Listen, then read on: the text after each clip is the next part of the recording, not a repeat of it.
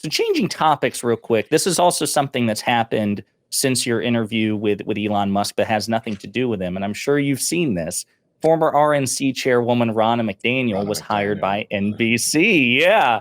So again, and you don't have to weigh in on this if you don't want to, but I would love to know what your thoughts are, because there has been a severe and, in my opinion, appropriate backlash to her hiring as an analyst. But others say, Josiah, listen, she gives them access to Republican leaders. That's important. And we need to hear voices from the other side.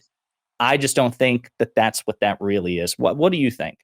Well, I think that for me, I kind of like what Kara Swisher said to me when I said, "Hey, I'm going to go into the Lions Den. Hopefully, I can, have people on X or Twitter listen to and hear my point of view and blah blah blah." She goes, "It's never going to happen. He's never going to do it." So I sort of feel the same way about Ronna McDaniel. There are Republicans, of course, who you can have on, and I do think that there's a danger in echo chambers, and you should hear from both sides or all sides on the political spectrum. It's very important to have an informed electorate.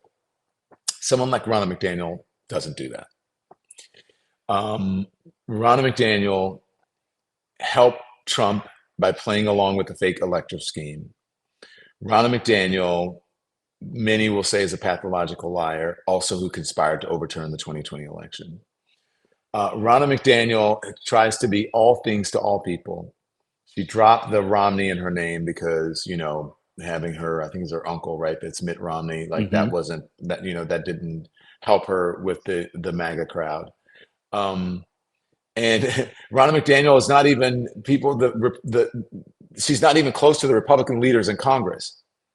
She doesn't really have that much sway, none now in the Republican Party. So I don't see what she actually brought to the table as it relates to NBC, except for being sort of a living, breathing example that is an insult to the journalists there. Because how can you expect your audience to get anything out of someone who doesn't tell the truth, and someone who backed an insurrectionist, someone who Republicans believe, right, sort of rigged the election towards Donald Trump in the primaries? How can they? What does that offer their viewers? So I completely agree.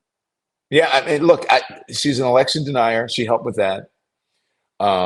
She supported an insurrectionist. She didn't speak out. She's speaking out now on some things. Why didn't you do it when you actually were in power? She actually got pushed out by the very person that she supported. So I don't see what she brings to the table. Well, and to your point, there's actually kind of a nice connection there, which also, again, not to go back to Musk, but that this idea that people in positions of power and influence should wield it responsibly. You could easily make the case that Musk doesn't. You could easily make the case that Ronna McDaniel doesn't, because she effectively gave answers saying, like, listen, I was the head of the RNC. What was I supposed to do at the time? And it's like, use your power to help correct the issue within the RNC with respect to election denialism and whatnot. Right. So no, I completely agree. Last question on her. I don't think she should have been hired as an analyst, and she should not be part of the institution of really any credible network. But I actually do think there's merit in interviewing Ronna McDaniel. Do you agree with that or disagree, or do you don't think she should be interviewed either? 150%. I think you can interview her. But paying her to come on, look, NBC can do whatever they want. Let me just say this. They can do whatever they want. My personal opinion and my personal perspective is that it was not an ideal choice. And I don't even work there. And look at what the journalists at NBC are saying about it. They don't like it. Even Rachel Maddow at MSNBC, one of the most high-profile people at the network, perhaps even higher profile than their main people on the NBC channel, not the MSNBC channel, and who is really relevant when it comes to politics in this country.